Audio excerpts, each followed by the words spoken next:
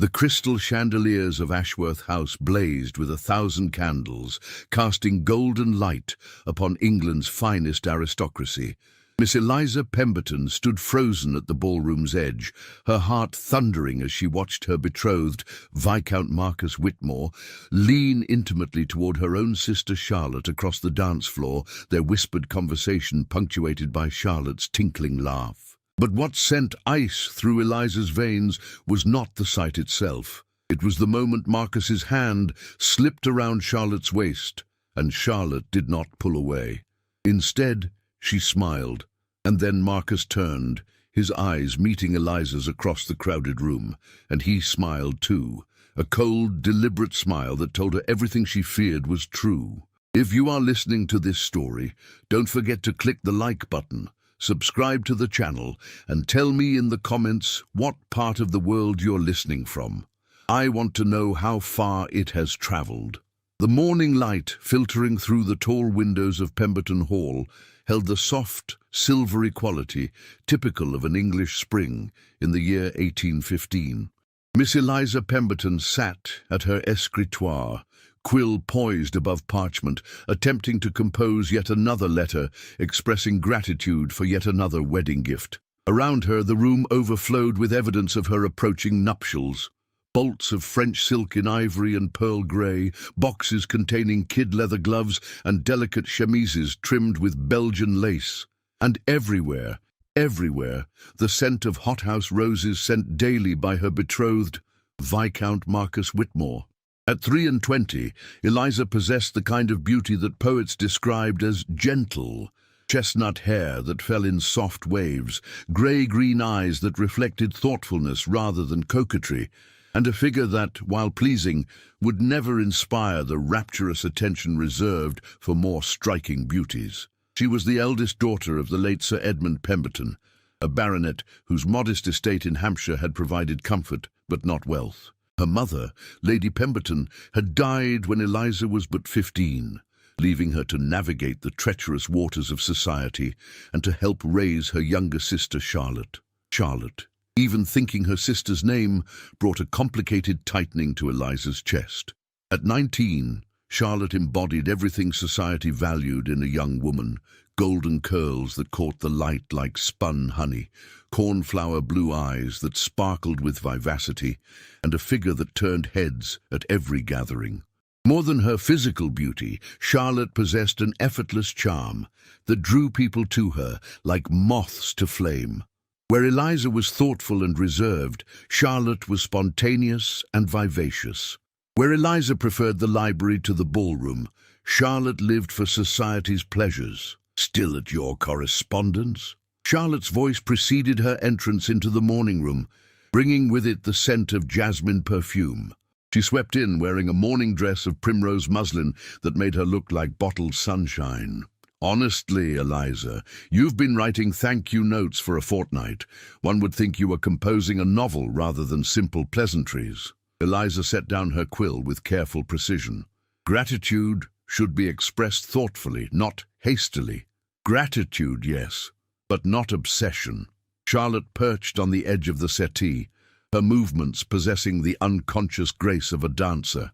You should be enjoying this time, sister. You're marrying one of the most sought-after gentlemen in England. Viscount Whitmore could have had his pick of any lady in London, and he chose you. The words, though spoken with apparent affection, carried a subtle sting that Eliza had learned to recognize over the years. Charlotte never meant to wound, or so Eliza told herself, but her thoughtless observations often found the softest, most vulnerable places. I am sensible of the honor, Eliza replied quietly, turning back to her letter. Sensible? Charlotte laughed to sound like wind chimes. How very like you, dearest. You speak of marriage as though it were a business arrangement rather than a romantic adventure. But that was precisely what it was, a business arrangement, though one wrapped in the trappings of courtship.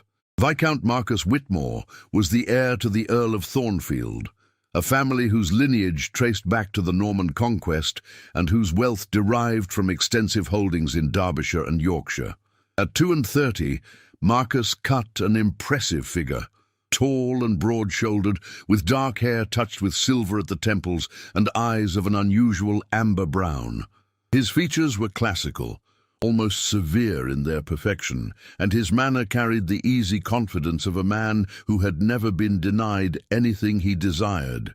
He had begun paying attention to Eliza during the previous season, appearing at gatherings where she was present, soliciting her hand for dances, engaging her in conversation about literature and philosophy, subjects that interested her far more than the usual society prattle. When he had formally requested permission to court her, Eliza's father had been overjoyed. When 3 months later, Marcus had asked for her hand in marriage, it had seemed like a fairy tale. Except fairy tales were not supposed to feel quite so uncertain. "I confess I don't understand your reserve," Charlotte continued, examining her perfectly manicured nails. "Marcus is everything a woman could want. Handsome, wealthy, titled, cultured. And he clearly adores you, sending flowers every day, arranging for your wedding at his family's estate.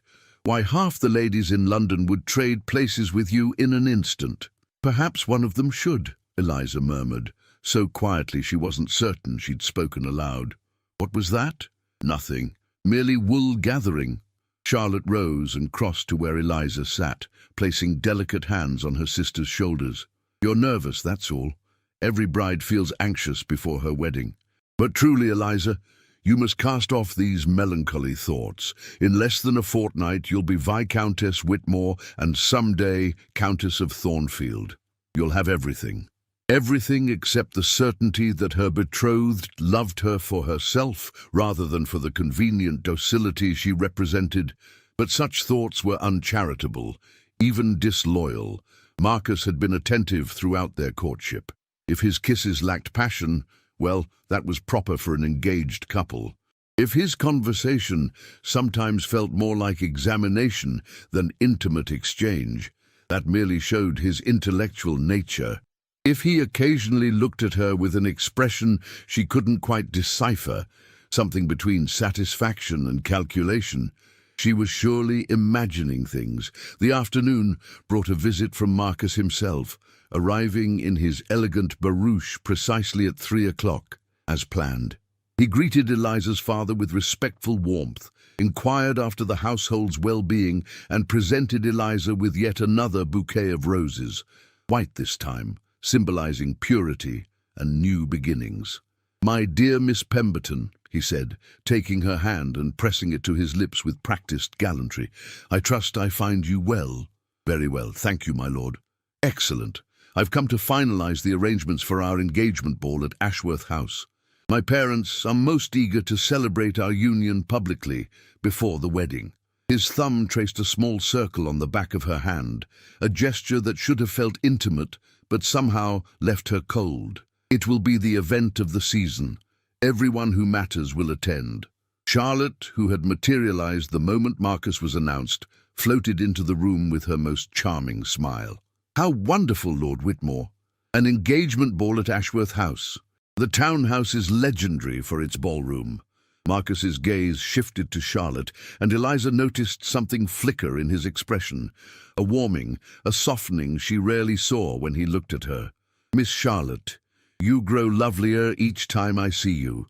That shade of yellow becomes you remarkably well." A faint flush of pleasure colored Charlotte's cheeks. "You're too kind, my lord." "Not at all. I speak only truth." He held Charlotte's gaze a moment longer than strictly necessary before returning his attention to Eliza. "Now then, my dear, shall we discuss the guest list? I want to ensure all your particular friends are included." They spent the next hour reviewing details: flowers, musicians, the supper menu, the order of dances. Marcus had opinions on everything, delivered with the absolute certainty of someone accustomed to command. Eliza found herself agreeing to arrangements she might have questioned, choosing acquiescence over confrontation. It was easier, and besides, what did it matter whether the roses were pink or coral, whether they waltzed or performed a cotillion first? As Marcus prepared to depart, he drew Eliza aside for a private word. "You seem distracted today," he observed, his amber eyes examining her face with unsettling intensity. Is something troubling you? No, my lord. Simply the usual pre-wedding nerves, I suppose. Ah, his lips curved in what might have been a smile. You must not worry, my dear. I have everything well in hand. Your role is simply to look lovely and to remember that you're about to become one of the most envied women in England. You do understand how fortunate you are, don't you? The question, asked in a tone of gentle condescension, sent a chill through her. I am conscious of the honor you do me, my lord. Good, very good. He lifted her hand again, turning it over to press a kiss to her wrist, just above where her glove ended. His lips were warm against her skin, but his eyes remained cold. I've chosen well, I think. You'll make an admirably proper Viscountess.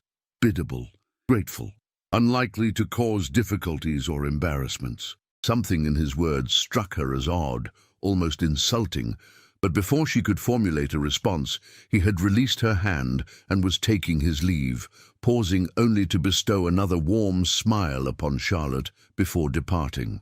That evening, as Eliza prepared for bed, she stood before her mirror and studied her reflection with critical eyes. Was she truly so unremarkable, so conveniently biddable? The woman looking back at her seemed a stranger, someone playing a role in a drama she hadn't auditioned for, speaking lines written by someone else. She thought of Marcus's words, unlikely to cause difficulties or embarrassments. Was that truly the sum of her appeal? Not her mind, which she knew to be sharp, not her kindness, which she had cultivated carefully, not even her modest beauty. Simply her compliance, her gratitude, her willingness to occupy the space allotted to her without complaint or ambition. For the first time, a small, treacherous voice whispered in the back of her mind, "Is this truly what you want?" But what she wanted had never been particularly relevant. She was the daughter of a baronet of modest means, now deceased. She had a younger sister to see settled, a household to maintain, a position to uphold. Marriage to Marcus offered security, status, and the fulfillment of her duty. What more could she reasonably expect? The answer, she told herself firmly, was nothing. She should be grateful, she should be joyful. She should not be lying awake in the darkness, wondering why her engagement felt less like a beginning and more like an ending. The night of the engagement ball arrived with the inevitability of fate. Ashworth House, the London residence of the Earl and Countess of Thornfield, blazed with light from every window, a beacon visible from streets away. The townhouse, built in the previous century, embodied Georgian elegance at its finest. 4 stories of Portland stone, with a double-curved staircase leading to an entrance flanked by Corinthian columns. Inside, the ballroom stretched the length of the first floor, its walls covered in cream silk damask, its ceiling adorned with plasterwork depicting scenes from classical mythology, and 3 massive chandeliers casting prismatic light through thousands of crystal pendants. Eliza stood in an antechamber off the ballroom, making final adjustments to her gown, while Charlotte fussed over her own appearance in a nearby mirror. Lady Thornfield, Marcus's mother, had insisted on commissioning Eliza's engagement ball gown from London's most fashionable modiste, and the result was undeniably magnificent. Ivory silk embroidered with seed pearls in an intricate pattern of roses and vines, with an overlay of gossamer tulle that shimmered with every movement. Eliza's hair had been arranged in an elaborate style adorned with fresh white roses, and around her neck hung the Whitmore betrothal necklace, an heirloom piece featuring diamonds and sapphires that felt heavy with the weight of family expectation. "You look like a princess from a storybook," Charlotte declared, smoothing the skirts of her own gown, a confection of azure silk that matched her eyes and emphasized her golden beauty. "Marcus will be speechless when he sees you." Eliza managed a smile, though her reflection showed a woman who looked more like a doll than a person, beautifully dressed but somehow lifeless, her eyes holding a distant quality that makeup couldn't disguise. Lady Thornfield swept in, a formidable woman in burgundy silk and rubies. "It's time," she announced, her tone brooking no argument. "The guests have assembled. Lord Whitmore is waiting to make the formal announcement. Come." The walk to the ballroom felt surreal, as though Eliza were floating outside her own body, watching someone else move through these motions.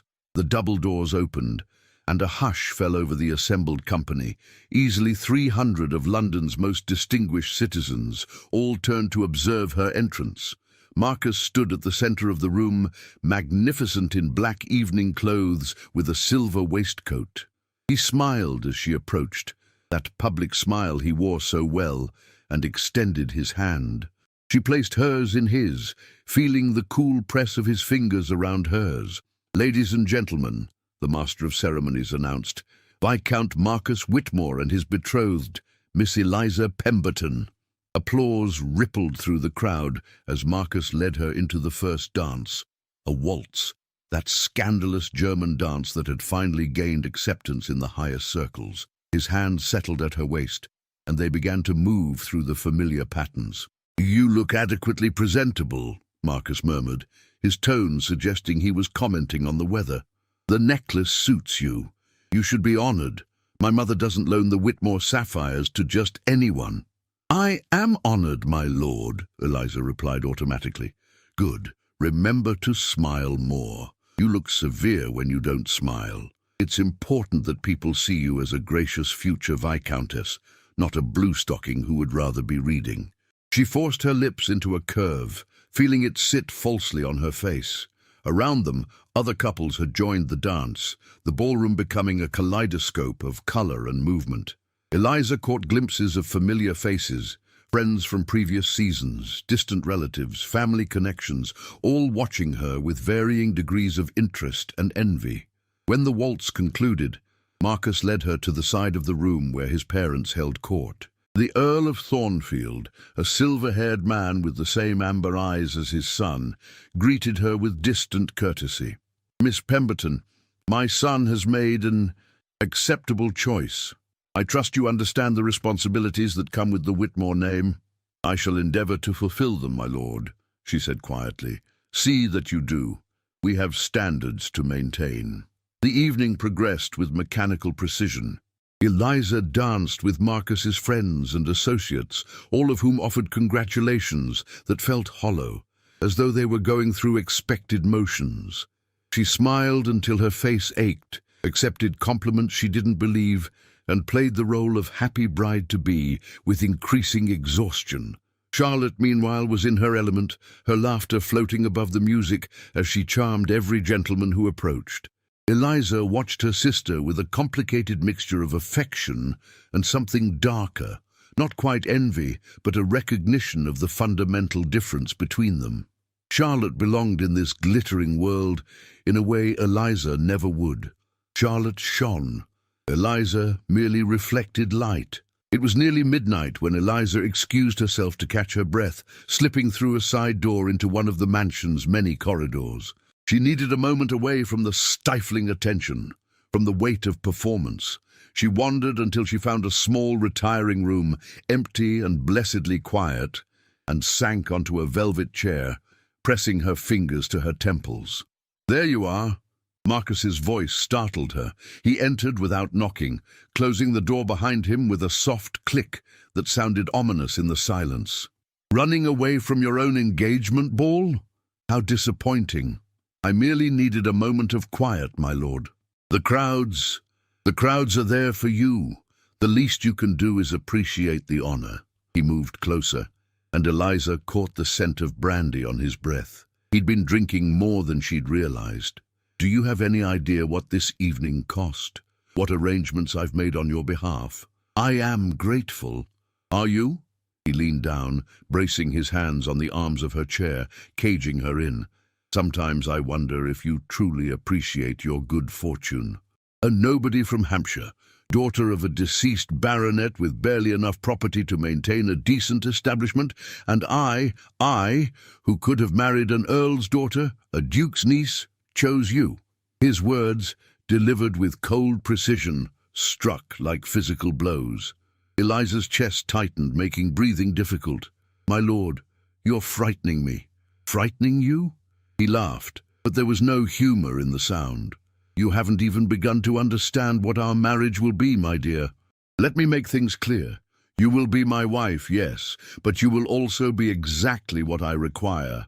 Obedient, quiet, and conveniently occupied with household matters while I manage my affairs as I see fit. You will produce an heir or two, you will maintain appearances, and you will never, ever question my decisions. Do you understand? Tears burned behind Eliza's eyes, but she refused to let them fall. This is not the man I agreed to marry. No. His smile was cruel. Then you're even more naive than I thought. I'm exactly who I've always been. You simply saw what you wanted to see, a romantic hero from one of your novels. But I am a practical man, Eliza, and this is a practical arrangement. Your gratitude and compliance in exchange for position and security, that is the bargain. Before she could respond, the door opened and Charlotte appeared, her face flushed from dancing. "Oh, I'm sorry, I didn't mean to interrupt." She stopped, taking in the scene, Marcus looming over Eliza's chair, Eliza's pale face and wide eyes. For a moment, something flickered in Charlotte's expression, concern perhaps, or recognition. "Miss Charlotte," Marcus said smoothly, straightening and stepping back. "Perfect timing. Your sister was feeling overwhelmed. Perhaps you might keep her company while I return to our guests." He glanced back at Eliza, his expression hardening. "Compose yourself and return shortly. People will talk if the bride-to-be remains absent much longer." After he left, Charlotte rushed to Eliza's side. "What happened? You look pale as death." "Nothing. Everything. I don't know." Eliza's voice trembled despite her attempts at control. "Charlotte, I think I've made a terrible mistake." "What do you mean? This is everything we've hoped for. For you, perhaps. You've hoped for status and position. But I hoped for more." Charlotte's expression shifted, becoming defensive. "Well, perhaps you've been reading too many romantic novels. This is the real world, Eliza. Marriage isn't about love and passion. It's about security and advancement. Marcus is offering you everything, and you're being ungrateful." The words, so similar to Marcus's own, felt like betrayal. Eliza looked at her sister, truly looked, and saw something she'd been refusing to acknowledge for months. The way Charlotte's eyes lit up when Marcus entered a room, the way she angled for his attention at family gatherings, the way she defended him, always, regardless of context. "You care for him," Eliza said slowly, the realization settling over her like cold water. "You care for Marcus. Don't be absurd. He's your betrothed. I would never—" But Charlotte's face had flushed crimson, giving lie to her words. "Does he know?" "There's nothing to know." Charlotte's voice rose, defensive and sharp. "You're imagining things. You're overwrought from the evening's excitement. Come, let me help you repair your appearance, and we'll return to the ball together."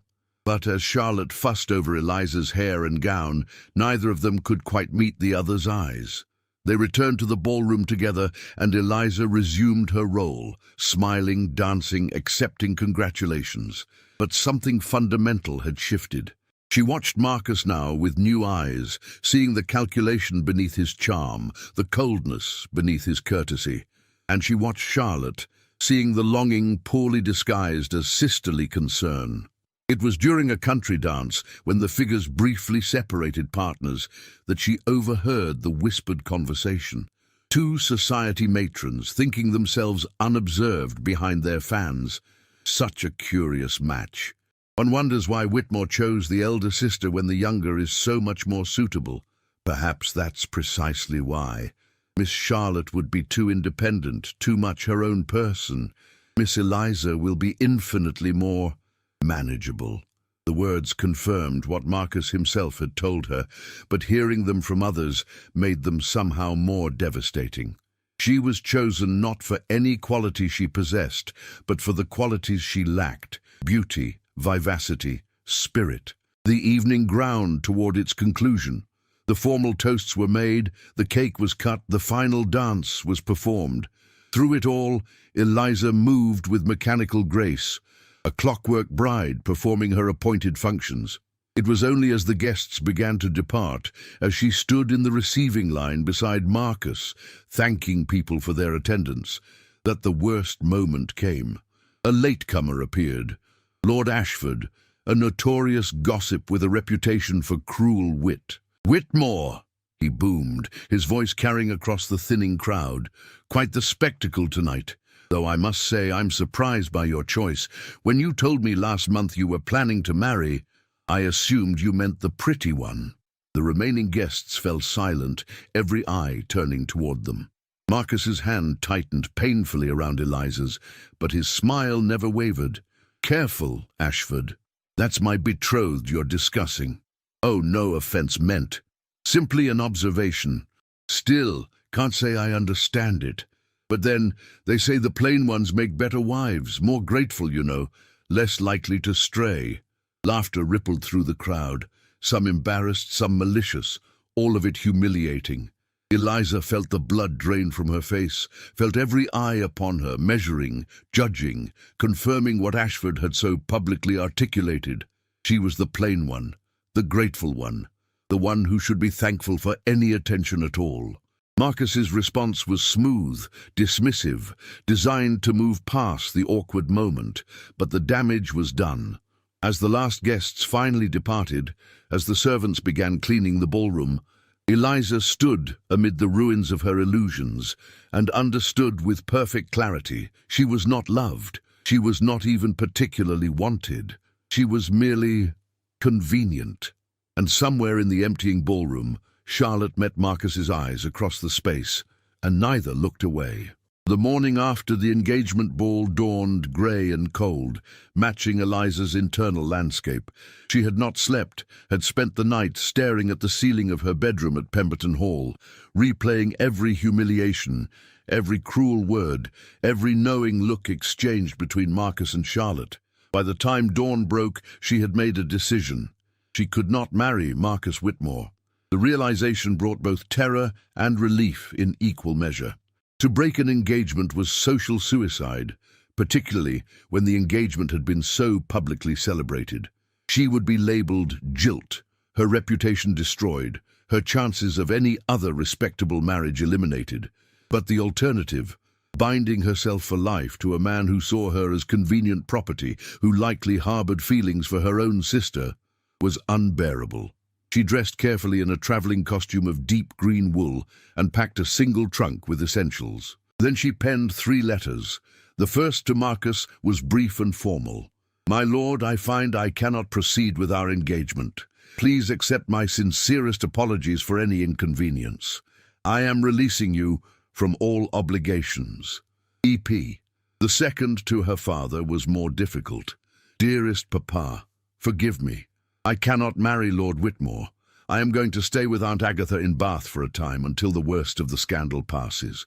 Please do not worry. I'm quite well, merely certain I was making a mistake. Your loving daughter, Eliza." The third to Charlotte remained unwritten. What could she say? "I know you love him. Take him with my blessing." How could you? In the end, she left no letter at all for her sister. By mid-morning, she was in a hired post-chaise, rattling westward toward Bath, leaving behind the wreckage of her reputation and the life she'd been expected to live. Aunt Agatha Pemberton lived in an elegant townhouse on the Royal Crescent, that magnificent sweep of Georgian architecture overlooking the city.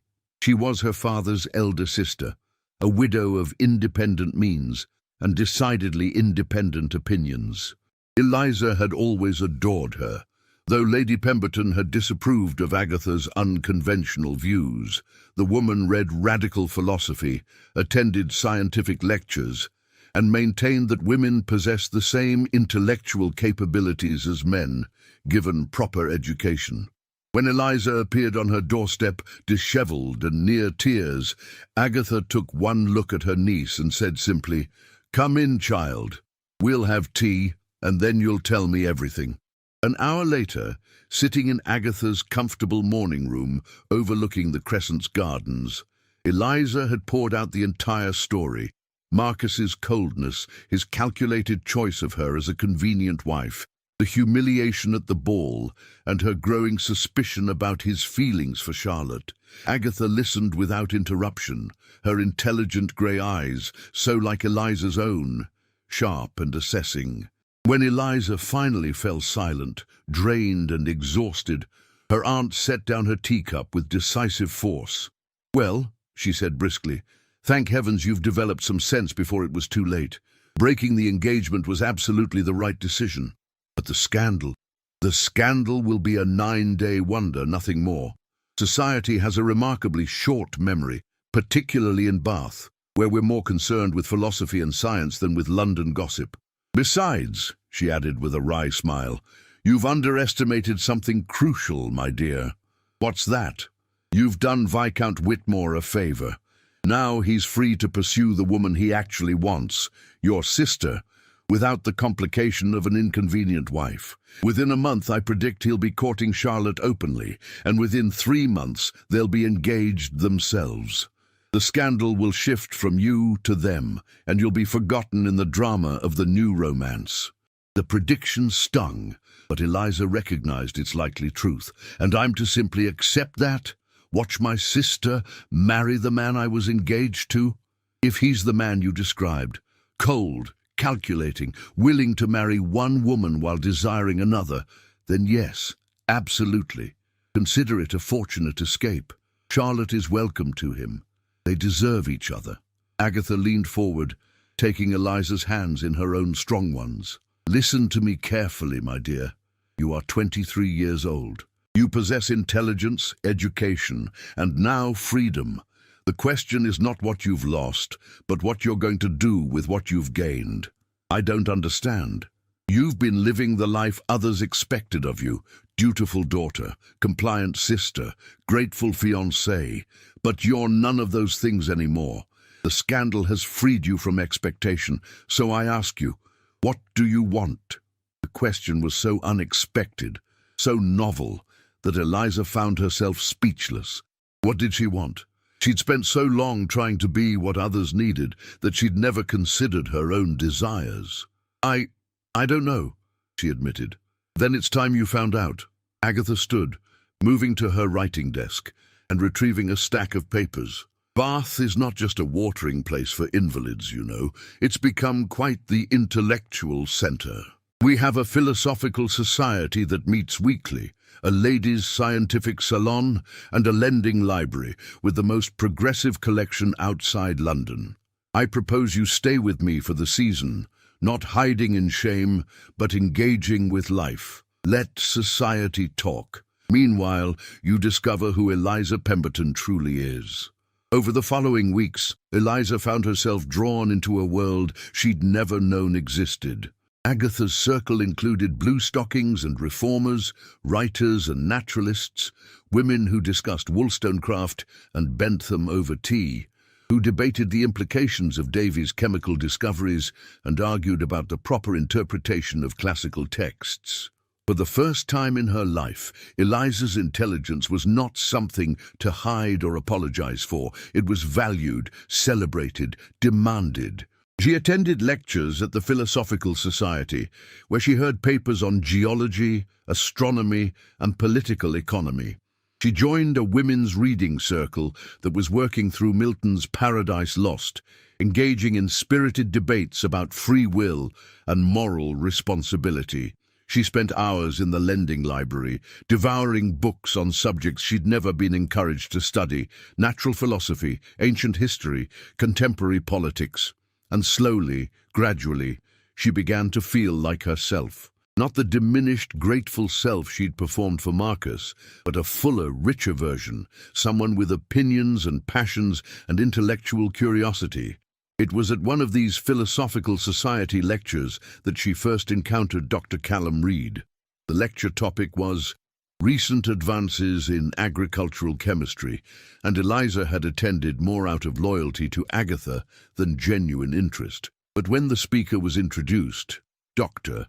Callum Reid, recently returned from studying the latest farming innovations in Scotland and the Low Countries, she found herself paying attention. Dr. Reid was not classically handsome in the way Marcus had been. He was perhaps 30, of medium height and lean build, with auburn hair that looked as though it frequently defied attempts at styling, and eyes of a warm hazel that held both intelligence and humour. His clothes, while well-made, were those of a gentleman farmer rather than a London dandy, practical rather than fashionable. When he spoke, his voice carried the soft burr of someone who'd spent time in Scotland, and his passion for his subject was immediately evident. The future of England, he argued, depends not on military might or political maneuvering, but on our ability to feed our people efficiently and sustainably. The innovations in crop rotation, the understanding of soil chemistry, the improvements in livestock breeding, these are the true revolutions of our age. After the lecture, Agatha insisted on introducing Eliza to the speaker. "Dr. Reed, may I present my niece, Miss Eliza Pemberton. She's recently come to Bath to expand her education." "Miss Pemberton." He bowed, his manner easy and unaffected. "I hope the lecture wasn't too tedious. Agricultural chemistry isn't the most glamorous subject." "On the contrary," Eliza found herself saying, "I found your argument about sustainable practices particularly compelling. Though I confess, I wondered whether the initial investment required for such innovations might be prohibitive for smaller landholders." His eyes lit up with genuine interest. "An excellent question. Yes, that's precisely the difficulty. The solutions I've been developing—" He caught himself laughing. "Forgive me, I tend to become carried away.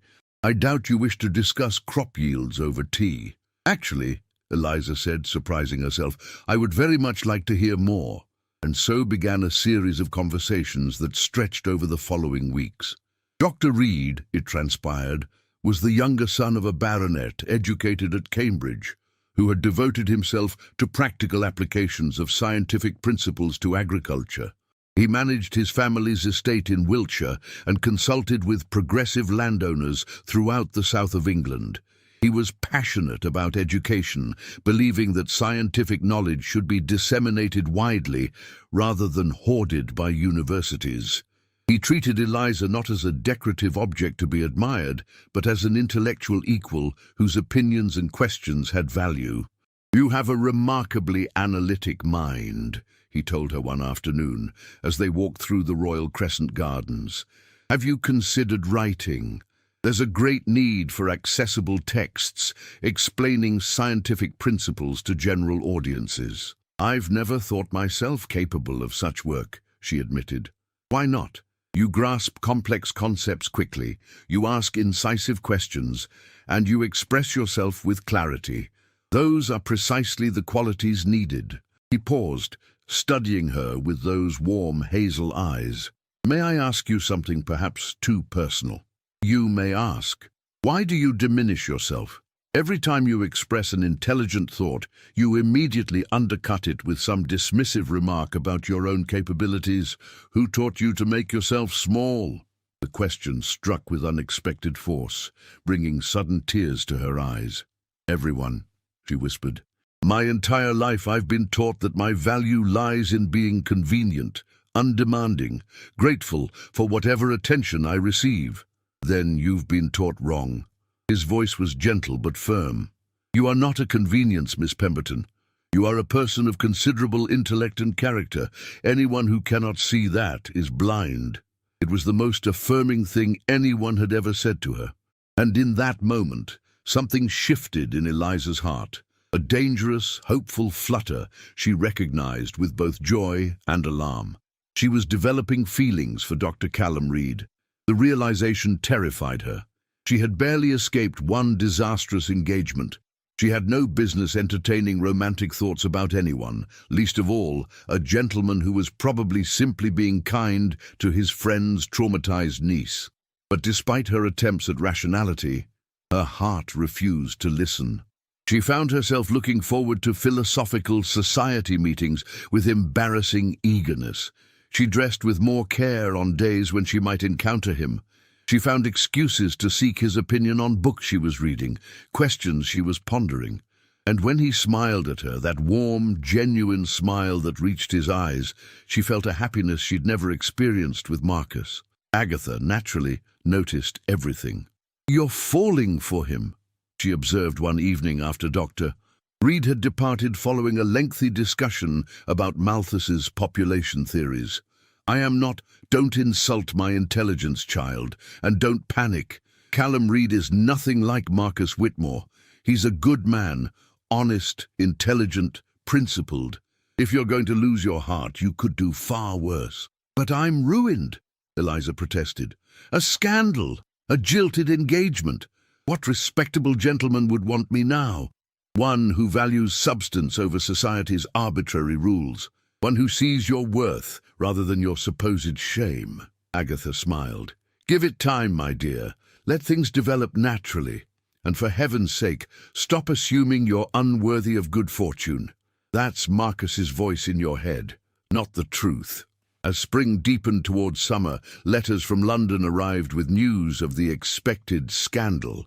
Marcus had, exactly as Agatha predicted, begun courting Charlotte almost immediately. Society was divided, some scandalized, others amused, still others claiming they'd known all along that Whitmore preferred the younger sister. Eliza's father wrote with bewildered hurt, unable to understand why she'd refused such an advantageous match. Charlotte wrote not at all, but in Bath, far from London's judgment, Eliza discovered something she'd never expected, herself. And in Dr. Callum Reed's company, she glimpsed something even more unexpected, the possibility of genuine partnership built on mutual respect and intellectual companionship. The possibility, in short, of love. Summer arrived, and with it, an invitation that made Eliza's heart sink. The Duke of Somerset was hosting his annual midsummer ball at his estate outside Bath, and Aunt Agatha had been invited, with the explicit instruction to bring her interesting niece. "We don't have to go," Agatha said, reading Eliza's expression accurately. "The Duke is an old friend, but he'll understand if we decline." "No." Eliza straightened her shoulders, drawing on reserves of courage she hadn't known she possessed. "I've been hiding long enough. If I'm to truly embrace this new life, I cannot skulk in the shadows forever. That's my girl. Besides," Agatha added with a knowing smile, "Dr. Reed will be there. The Duke is one of his clients. He's implementing Callum's agricultural innovations on the Somerset estates." The night of the ball, Eliza dressed with particular care in a gown of deep emerald silk that Agatha had insisted on commissioning. Nothing like the insipid pastels deemed appropriate for young unmarried ladies, but a rich, sophisticated colour that brought out the green in her eyes and complemented her chestnut hair. Agatha's lady's maid had arranged her hair in a Grecian style, simple but elegant, with a single emerald comb as ornament. "You look like a woman, not a girl," Agatha pronounced with satisfaction. "Confident, self-possessed. Let them all see what Marcus Whitmore was too blind to appreciate." Somerset House was ablaze with light as their carriage approached, and Eliza felt her courage waver.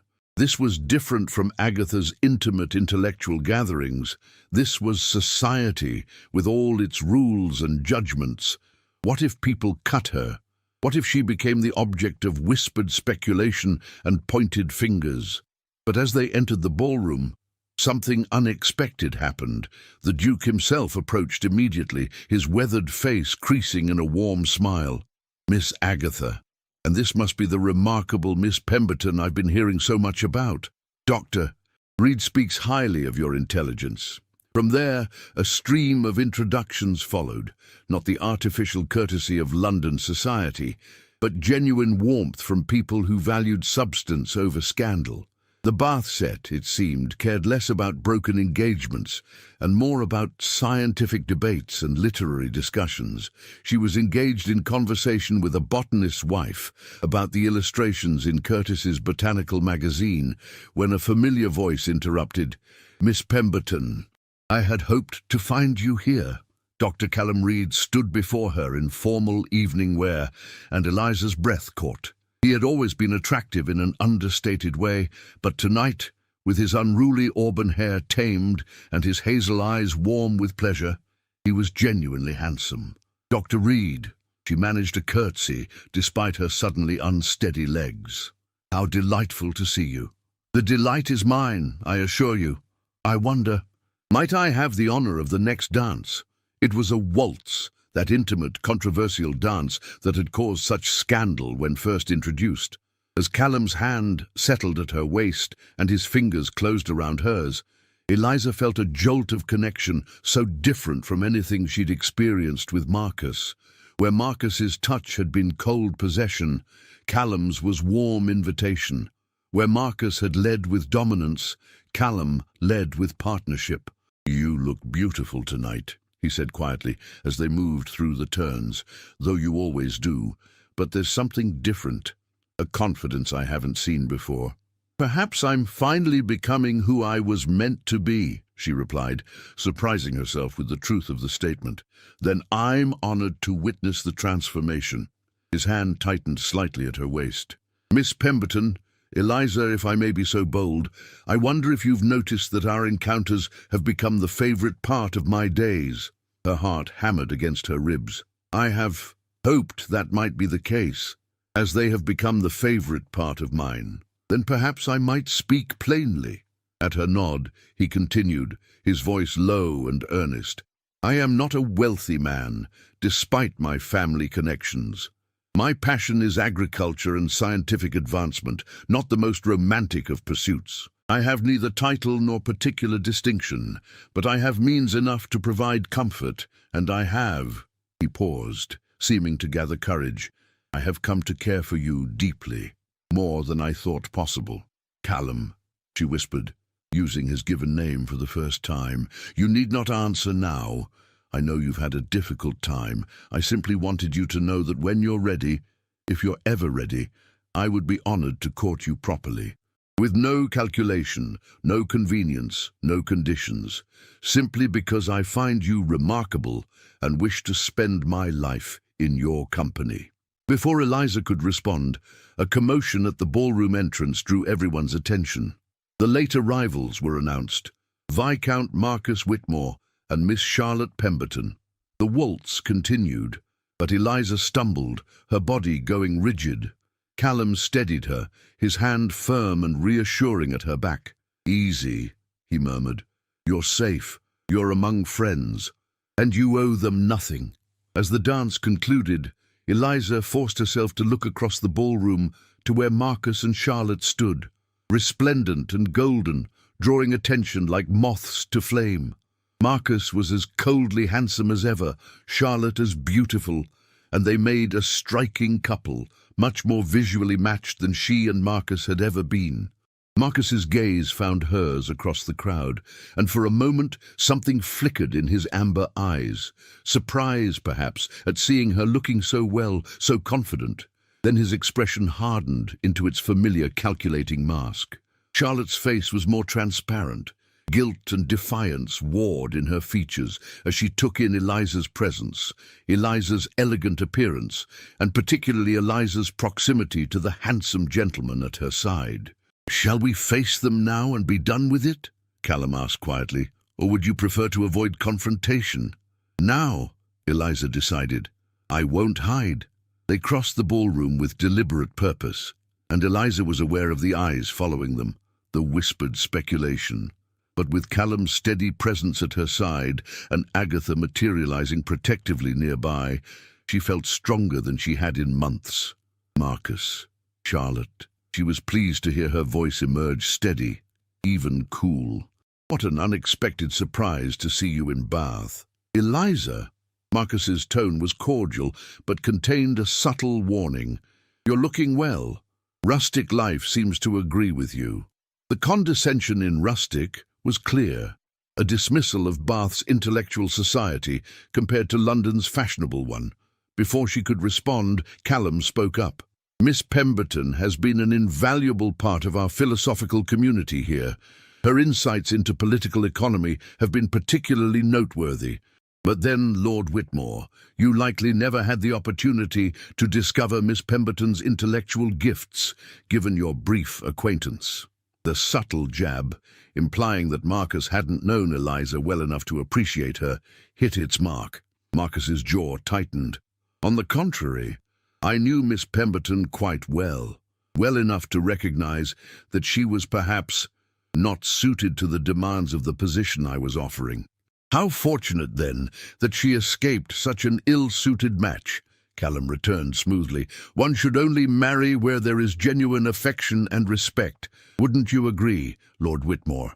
The tension between the two men was palpable, and Eliza found herself both alarmed and secretly thrilled that someone was defending her, challenging Marcus's casual dismissals. Charlotte, who had remained silent, finally spoke, her voice brittle. "Sister, you seem to have recovered remarkably well from your disappointment." "I have," Eliza agreed. "It's amazing how clearly one can see once freed from unsuitable expectations. Tell me, Charlotte, how are the wedding plans progressing? I assume you and Marcus are engaged by now." The direct question caught them both off guard. Charlotte flushed crimson, while Marcus's expression grew even colder. "We are indeed engaged," he confirmed. "The announcement will be made formally next week. I'm sure you wish us well." "I wish you exactly what you deserve," Eliza said, the ambiguity deliberate. The Duke of Somerset appeared then, diffusing the tension. "Whitmore, good of you to come. Though I'm surprised to see you in Bath, I had heard you preferred London society." "We came specifically to attend your ball, Your Grace," Marcus replied, smoothly pivoting away from the uncomfortable conversation, "and to see some old friends." But as the group dispersed, Marcus managed to catch Eliza alone for a moment near the refreshment table. "You're making a mistake," he hissed, his public charm vanishing. "That country doctor is nobody. He can offer you nothing, no position, no consequence. You could have been a viscountess, eventually a countess. Instead, you'll be the wife of a gentleman farmer, living in rural obscurity.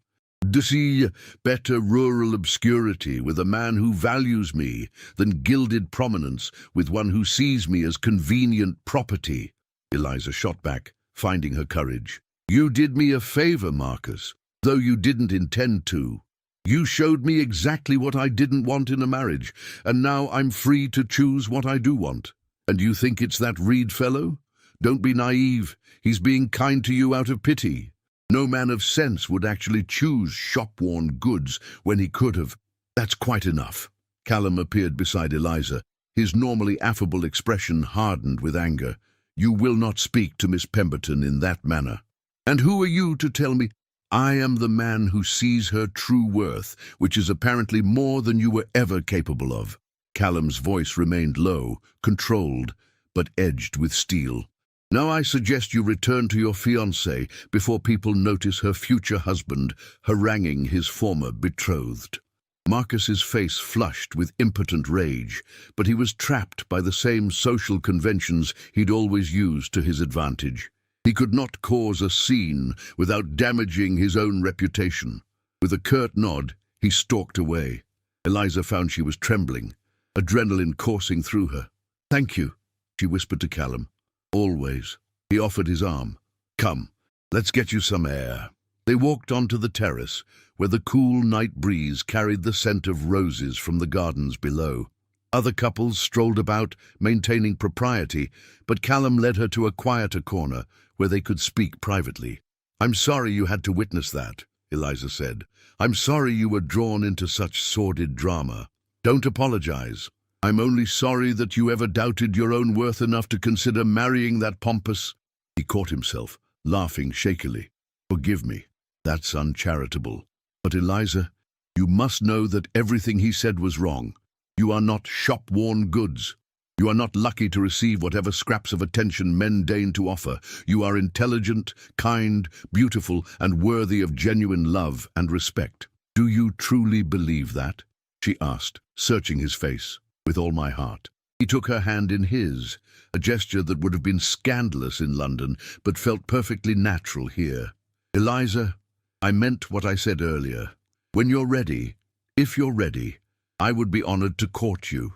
Not because you're convenient or biddable or any of those insulting terms Whitmore used, but because I admire you, because our conversations are the brightest part of my days, because when I imagine my future, I cannot help but hope you might be in it."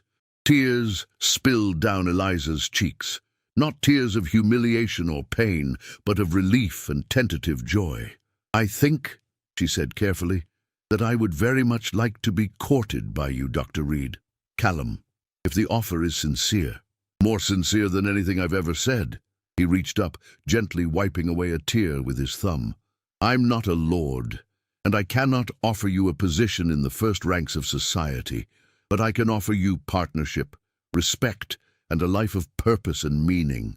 If that's enough, it's everything, she interrupted. It's everything I never knew I wanted until I met you.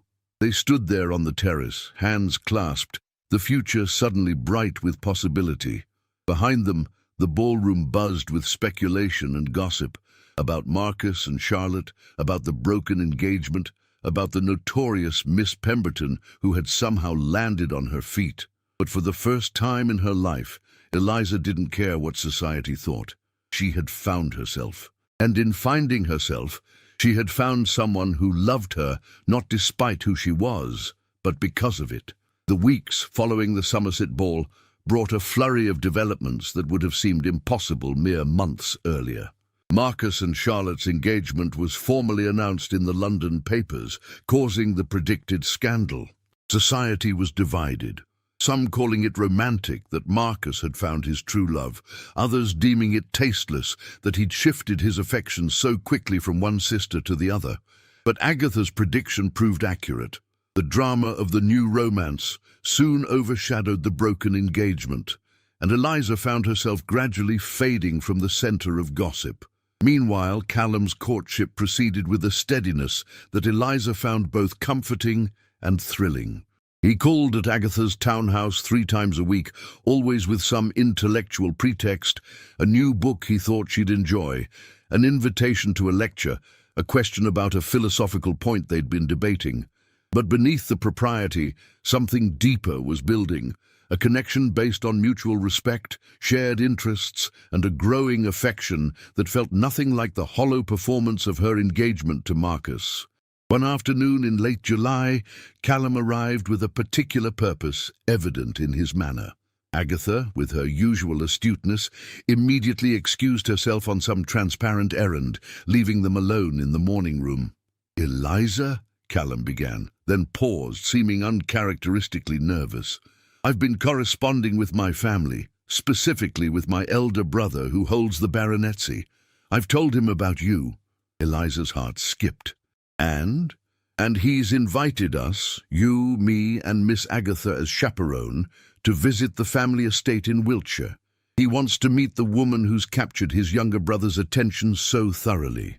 "Captured your attention?" she echoed, a smile tugging at her lips despite her nervousness. "Completely and irrevocably." He crossed to where she sat, and with careful propriety took the chair beside her rather than remaining at a formal distance. "Eliza, I know we've only been acquainted a few months. By society's standards, perhaps I should wait longer before speaking. But I'm not a man who believes in unnecessary delay when I'm certain of my feelings, and I am certain." He reached into his coat and withdrew a small velvet box. Eliza's breath caught. "This was my mother's," he said, opening the box to reveal a ring. Not an ostentatious display of wealth like the Whitmore sapphires, but a simple band of gold set with a single pearl surrounded by small diamonds. "It's not grand or fashionable, but it has been in our family for 3 generations. My father gave it to my mother, and he gave it to me before he died, telling me to present it only to a woman I loved with my whole heart. Callum, I love you, Eliza Pemberton. I love your intelligence and your kindness. I love the way you question assumptions and pursue knowledge with such passion. I love your courage in standing up to those who diminished you. I love the way you laugh at my terrible puns and the way you furrow your brow when you're concentrating on a difficult concept. I love who you are, and I love who you're becoming." He took a shaky breath. "Will you marry me? Not to become a viscountess or to secure your position, but simply to build a life together as partners and equals." Tears streamed down Eliza's face. Happy tears this time, the kind that came from overwhelming joy rather than pain. "Yes," she whispered. "Yes, with all my heart, yes." He slipped the ring onto her finger, a perfect fit, as though it had been waiting for her all along. Then, with careful tenderness, he cupped her face in his hands and kissed her. It was nothing like the cold, possessive kisses Marcus had bestowed. This was warm and genuine, a promise rather than a claim. When they finally drew apart, both were trembling slightly, and Eliza found herself laughing through her tears. "I never imagined I could be this happy." "Neither did I, but we shall be, I promise you, not without challenges, of course, but we'll face them together." Agatha, who had undoubtedly been listening from the hallway, chose that moment to re-enter with a tea tray and a knowing smile. "Well, do I offer congratulations?" "You do indeed," Callum confirmed, his arms settling naturally around Eliza's shoulders. "Excellent. Then let's have champagne instead of tea. This calls for proper celebration." The visit to the Reed family estate, Thornbury Manor, took place in early August. Eliza approached it with some trepidation. She could not forget her last experience being presented to a gentleman's family when the Earl of Thornfield had looked at her with such cold assessment. But Thornbury Manor, while elegant, was nothing like the imposing grandeur of Ashworth House. It was a comfortable Georgian building of honey-coloured stone, surrounded by well-tended fields and experimental agricultural plots. Sir James Reed, Callum's elder brother, greeted them with warm informality. He was perhaps 40, with the same auburn hair as his brother, but more conservatively dressed, his manner that of a country squire rather than a London gentleman. His wife, Lady Margaret, was a plump, pleasant woman with laugh lines around her eyes and dirt under her fingernails from her evident love of gardening. "Miss Pemberton!" Lady Margaret embraced Eliza as though they were old friends. "We're so delighted to meet you. Callum has written such glowing accounts of your intelligence. You must tell me about the Philosophical Society's discussions. We get precious little intellectual stimulation in rural Wiltshire." The warmth was genuine, without artifice or calculation. Over the next 3 days, Eliza met Callum's extended family. Nieces and nephews who climbed on him with gleeful abandon, elderly aunts who peppered her with questions about Bath society, and tenant farmers who spoke of Callum with genuine affection and respect. On the second evening, Sir James invited Eliza for a walk in the gardens. "I wanted a private word," he explained, "about my brother's prospects." Eliza braced herself for warnings about Callum's modest income or concerns about her scandalized past. Instead, Sir James said, "Callum is the finest man I know. He could have lived a life of leisure on the family income, but he chose to dedicate himself to improving agricultural practices, work that benefits not just our estates, but every farmer who implements his innovations. He's published papers, consulted throughout the south of England, and single-handedly increased our estate's productivity by 30%, while improving soil quality." "I know," Eliza said quietly. "His dedication is one of the things I most admire about him. Good, because he'll never be wealthy in the way London society measures wealth. Oh, he has comfortable means, enough for a pleasant home, travel, books, all the necessities and some luxuries. But if you're seeking position and consequence, you should know now that Callum's path leads away from London society towards something more meaningful but less flashy. Sir James, I was recently engaged to a man who had wealth, position and consequence in abundance. I was miserable. Your brother offers something infinitely more valuable: respect, partnership and genuine affection. If you're worried I'll try to change him or lure him towards society life, please don't be. I have no desire to return to that world. I've found something far better here." Sir James studied her for a long moment, then smiled. "Callum said you were remarkable. He was right. Welcome to the family, Miss Pemberton." The engagement was announced in the Bath papers in mid-August. The London papers picked up the story, of course. The scandalous Miss Pemberton, who'd broken her engagement to Viscount Whitmore, was now betrothed to a country gentleman of no particular distinction. The gossips had a brief field day, but the commentary was more puzzled than cruel. Most concluded that Eliza had simply resigned herself to a lesser match after losing Whitmore, never suspecting that she considered herself immensely fortunate. One piece of correspondence did arrive that gave Eliza pause, a letter from Charlotte. She opened it with trepidation, unsure what to expect. "Dearest Eliza, I owe you an apology I scarcely know how to express. I was wrong. Wrong to encourage Marcus's attention, wrong to believe that position mattered more than character, wrong to let my own selfish desires cloud my judgment about your happiness. I thought I loved him.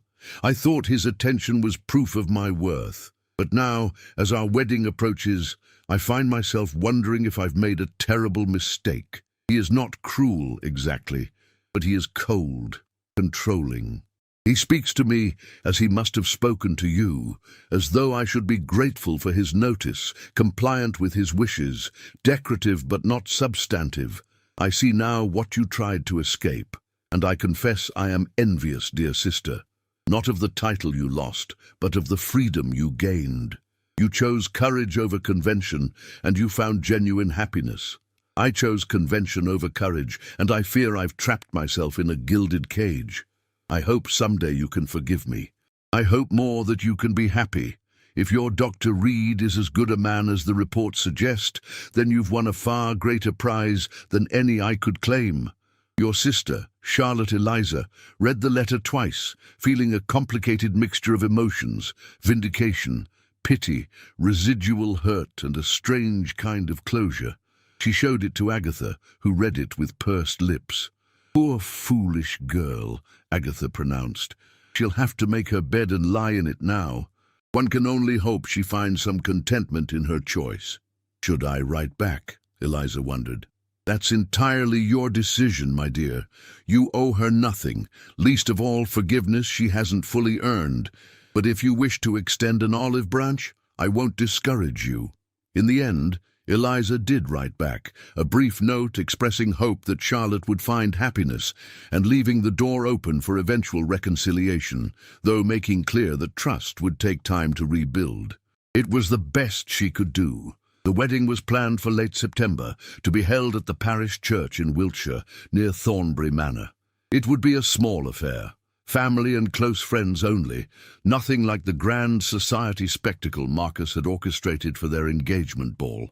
Eliza found herself looking forward to it with uncomplicated joy. The day before they left Bath for Wiltshire, Agatha presented Eliza with a gift, a beautiful leather-bound journal, its pages blank and waiting. "For your writing," Agatha explained. "Callum was right. You have a gift for explaining complex ideas clearly. I think you should use it. Write about your experiences, your observations on society and marriage and women's position. Perhaps it will help others who find themselves trapped as you were." "Do you really think I could?" "My dear girl, you've already proven you can do anything you set your mind to. You escaped an intolerable engagement, rebuilt your life, found genuine love, and emerged stronger than you began. Writing a few essays will be simple by comparison." As Eliza packed her belongings for the journey to Wiltshire and her new life, she took a moment to reflect on the extraordinary transformation of the past 6 months. She had entered the year as Miss Eliza Pemberton, dutiful daughter and grateful fiancé, prepared to sacrifice her own happiness for security and position. She was leaving it as the future Mrs. Callum Reed, partner to a man who valued her mind as much as her person, embarking on a life of purpose and meaning. The golden cage had been opened, and she had chosen to fly. Spring in Wiltshire arrived with a profusion of wildflowers and the sweet chaos of lambing season. Mrs. Eliza Reed, she would never tire of that name, stood at the window of the comfortable study she shared with her husband, watching Callum in the fields, consulting with their estate manager about the season's planting. Even after 6 months of marriage, the sight of him made her heart lift with quiet joy. Their home was a gracious manor house called Meadowbrook, part of the Reed family holdings but separate from Thornbury, providing them with independence while keeping them close to family. It was smaller than Pemberton Hall had been, certainly nothing compared to the grandeur of Ashworth House, but Eliza loved every corner of it, from the well-stocked library where she spent her mornings writing, to the experimental greenhouse where Callum tested new cultivation techniques, to the cozy bedroom they shared, where they talked late into the night about everything and nothing. The life they'd built together was exactly what Callum had promised, a partnership of equals. He consulted her on estate decisions, valuing her quick grasp of accounts and logistics. She accompanied him on visits to tenant farms, learning about agriculture and suggesting improvements based on her reading of progressive texts. Together, they hosted monthly salons, bringing together local progressive thinkers to discuss philosophy, science, and reform. And she had begun to write. What had started as journal entries reflecting on her experiences had evolved into a series of essays on women's education and marriage reform. Agatha had helped her find a publisher in London willing to release them pseudonymously, and to Eliza's amazement, they had found an audience. Letters arrived from women across England expressing gratitude for words that articulated their own frustrations and hopes. There you are. Callum entered the study, bringing with him the scent of fresh earth and spring air. He dropped a kiss on the top of her head before reading over her shoulder. Another essay? On the importance of women having independent means, even in marriage. I'm arguing that complete financial dependence creates a power imbalance incompatible with true partnership. Quite right too, though I may be biased, given that my wife's book income now rivals my consulting fees. He said it with pride rather than resentment. We're building quite the radical household. Scandalous, really, she agreed, turning in her chair to smile up at him. A wife who writes for publication, a husband who believes in crop rotation and women's rights. Whatever would London society think? Let them think what they like. We're far too busy being happy to care. It was true. The life they'd chosen, intellectually stimulating, purposeful, removed from society's artificial concerns, suited them both perfectly. They had friends among progressive thinkers, reformers, and scientists. They travelled to attend lectures and visit innovative estates. They read voraciously, debated passionately, and planned improvements to both their land and their community. A letter arrived that afternoon that brought news from London. Charlotte's letter, the first in several months. Eliza opened it with some trepidation. Dear Eliza, I write to inform you that I am with child. The announcement will be made publicly soon, and I wanted you to hear it from me directly. Marcus is pleased, as is his family. I am expected to produce an heir, and I shall fulfill that function as required. You will note my choice of words: function, required, fulfill. This is what my life has become, sister. A series of duties performed for the satisfaction of others. I am Viscountess Whitmore, and soon I shall be a mother, and I have every material comfort one could desire. I am also profoundly lonely. Marcus is not cruel, as I've said before. He is simply absent. He provides handsomely. He appears at my side for public events. He fulfills his marital obligations with mechanical regularity. But there is no warmth, no real companionship. I'm a decorative object in his home, valued for my beauty and my ability to produce heirs, but not for anything essential to who I am. I think of you often, in your country manor with your gentleman farmer. I imagine you laughing together over books, discussing ideas, building something meaningful, and I confess I am desperately envious. You tried to warn me in your way. You showed me by your own choice what mattered, but I was too vain and too foolish to understand. I do not write seeking pity or even forgiveness, though I would treasure both. I write simply to tell you you were right, about everything. And I hope, dear sister, that you are blissfully happy, because at least one of us should be. Your sister, Charlotte Eliza, read the letter aloud to Callum, who listened with a furrowed brow. When she finished, he was quiet for a moment before speaking. It's a sad business. I almost feel sorry for Whitmore. He schemed and calculated to get exactly what he wanted, and now he's trapped in a marriage as empty as the one he tried to force on you. Though I feel sorrier for your sister, who's paying the price for her choices. Should I invite her to visit? Eliza wondered. After the child is born, perhaps? Would that be inappropriate? You're allowed to show kindness to your sister, even if she behaved badly toward you. Besides, he added, pulling her close, you're one of the most forgiving people I know. If you want to offer her friendship, I won't object. Just don't let her convince you that you made the wrong choice. You didn't. I know. She leaned into his embrace, feeling his heartbeat steady against her cheek. I've never been more certain of anything. In May, Agatha came to visit, her arrival bringing the usual whirlwind of opinions, observations, and affectionate interference. She pronounced Meadowbrook charmingly civilized for a country establishment, and Eliza's marriage the most sensible decision you've ever made, which I say with full awareness that I encouraged it shamelessly. One afternoon, as they walked through the gardens Eliza had been cultivating, Agatha raised a delicate subject. Have you heard the latest London gossip? We're rather removed from London gossip here, which suits us admirably. Yes, well, this particular gossip concerns your former betrothed. Apparently Viscount Whitmore has been keeping a mistress in a discreet establishment in St. John's Wood. It's all very hush-hush, of course, but these things always get out. Poor Charlotte is reportedly visiting family in the country while being quietly devastated. Eliza stopped walking, processing this information. How awful for her, to be humiliated so, especially while expecting a child. Indeed, though I confess I find it grimly satisfying that Whitmore's cold calculation has gained him exactly what he deserves.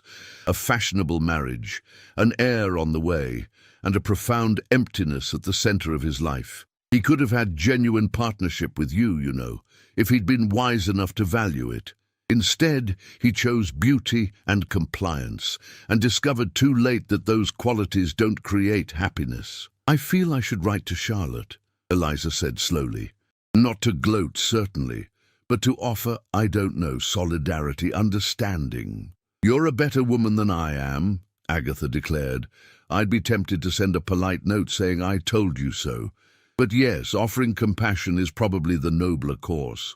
Just remember, my dear, that while you can offer kindness, you cannot save her from the consequences of her own choices. She must live the life she's made. That evening, Eliza did write to Charlotte, a genuine letter this time, not merely a polite acknowledgement. She wrote about her own marriage, careful to be honest without seeming to boast. She wrote about partnership and respect, and the quiet joy of building a life with someone who valued her completely. She wrote about the importance of finding meaning beyond social position, and she offered tentatively the possibility of future reconciliation when Charlotte was ready. Whether Charlotte would accept the offered hand remained to be seen, but Eliza had extended it, and that was enough. Summer brought a new development. Eliza's first book, published under the pseudonym A Lady of Hampshire, was released to surprisingly positive reviews.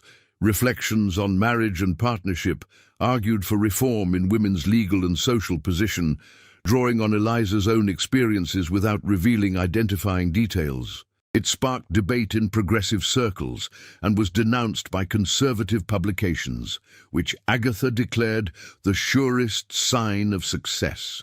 You're becoming quite influential, Callum observed, reading a favorable review in a reform periodical. My wife, the radical philosopher. Hardly a philosopher. I merely write about what I've observed and experienced, which is precisely what the best philosophy does, examines life honestly and draws reasonable conclusions. I'm immensely proud of you, you know, not just for the writing, but for your courage in pursuing it, despite knowing some will disapprove. I learned from the best, she said, kissing him. You showed me what it means to dedicate oneself to meaningful work, regardless of society's opinion. I'm simply following your example.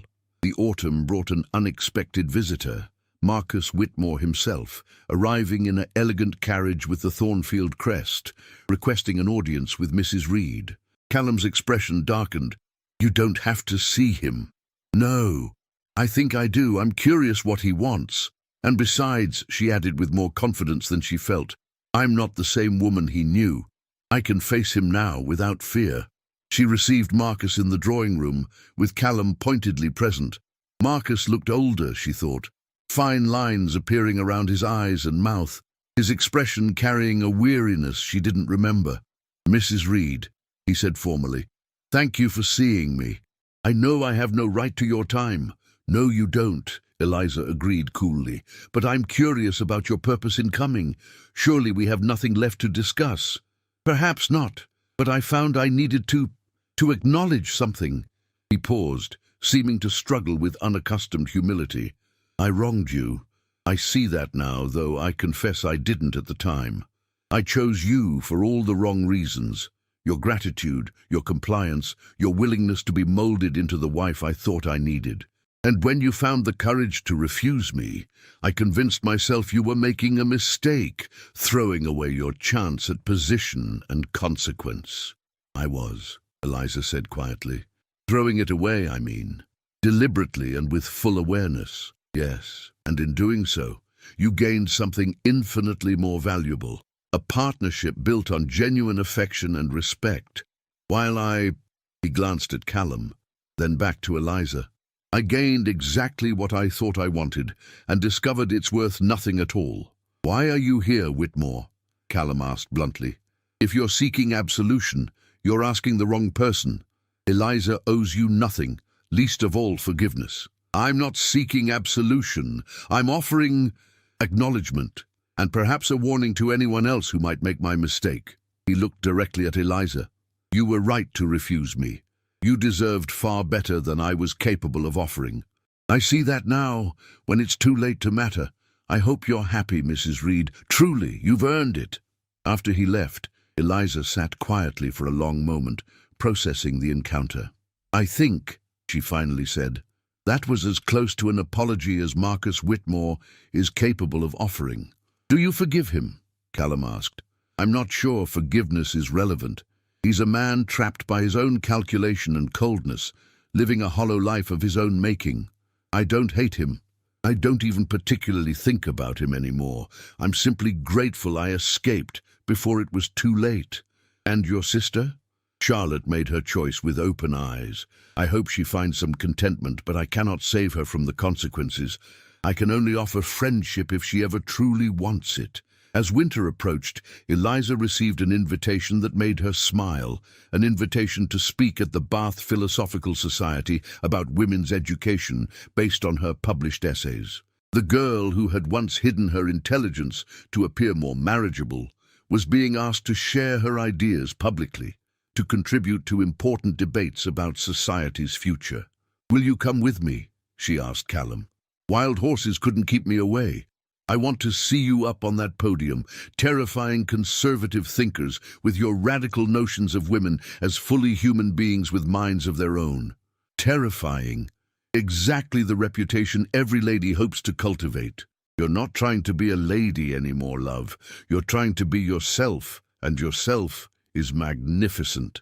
The night before they left for Bath, Eliza stood at her study window, looking out over the winter landscape, fields lying fallow, waiting for spring's renewal, smoke rising from tenant cottages, the dark ribbon of the river winding toward the horizon. This was her life now. Not the glittering ballrooms of London or the sterile elegance of a great house, but something far more valuable, a life of purpose and partnership built on mutual respect and genuine affection. She thought of herself a year ago, standing in Ashworth House ballroom, frozen with horror, as she watched Marcus and Charlotte together, her carefully constructed world crumbling around her. That girl had been so afraid, so convinced of her own inadequacy, so desperate to please and perform and fulfill others' expectations. That girl was gone.